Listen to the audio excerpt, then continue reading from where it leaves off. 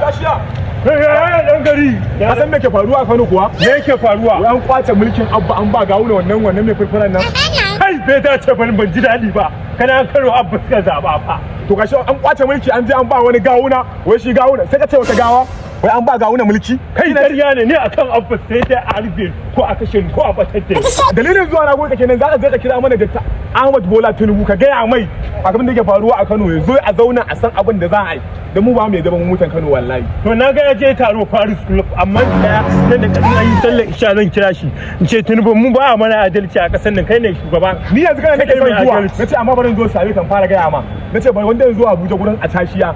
Na san yanzu da za ka direct zan shi ba ne ma yanzu ma ina ba wankin mota ta a Indian Club. Kam shikenan ba damuwa yanzu zan koma Kano. Insha Allah zan je in gaya wa Abbar zan mai kyau in ce mulkin sa fa bai kwaci ba ya kwantar da hankalinsa dan sai ku ce ake wai gawuna kai ƙarya ne yan gangan ne.